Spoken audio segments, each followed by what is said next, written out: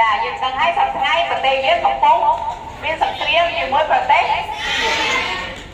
តើវាបានធ្វើអ្វីខ្លះមកលើយើងលើកដៃធ្វើអីខ្លះចារីបលានលួត្រូវខុសចាល្អទៅដៃមួយធ្វើអីទៀតរីបលានលួធ្វើអីទៀតឬក៏គ្រាន់តែរីបលានលួនឹងទេធ្វើអីទៀតចាចាប់ទាហាន18នាក់ចាល្អទៅដៃមួយធ្វើអីទៀតចាបាញ់អែម16យ៉ាងណាមួយវាបាញ់អែម15មួយហើយធ្វើអីទៀតចាអ្នកផ្សេងអត់ដឹងទេចាបាញ់គ្នាប្រជាជនខ្មែរត្រូវខុសចាល្អទៅដៃធ្វើអីទៀត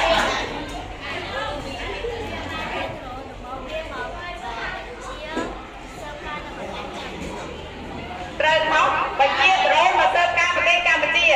ត្រូវខុសចាល្អទៅដៃមួយធ្វើអីទៀតចាបាញ់សៃពលទៅដៃមួយធ្វើអីទៀត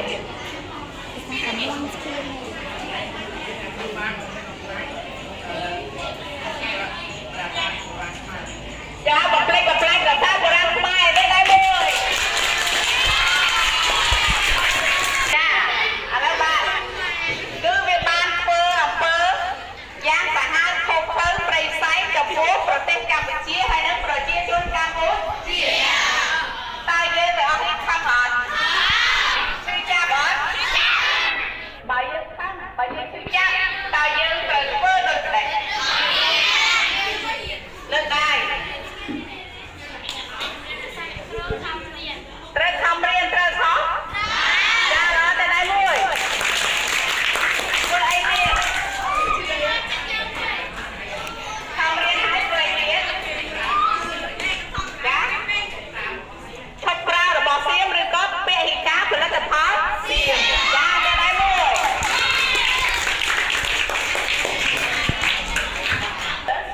យើងបើយើងខំទេបើយើងជឿចាប់គឺយើងត្រូវតែខំរៀនសូត្រទី2ត្រូវពហិការផលិតផលសៀមតើយើងពហិការផលិតផលសៀមហ្នឹងពហិការតែពេលធ្វើសង្គ្រាមឬយ៉ាងណារហូតចាល្អទៅដៃមួយពហិការរហូតមិនមែនពហិការតែពេលមានសង្គ្រាមទេគឺពហិការចាប់ពីពេលហ្នឹងតទៅរហូតដល់តកូនតចៅអញ្ចឹងបើយើងមានកំហឹងហើយយើងជិះចាប់យើងត្រូវប្រែក្លាយកំហឹងប្រែក្លាយការជិះចាប់ទាំងអស់ហ្នឹង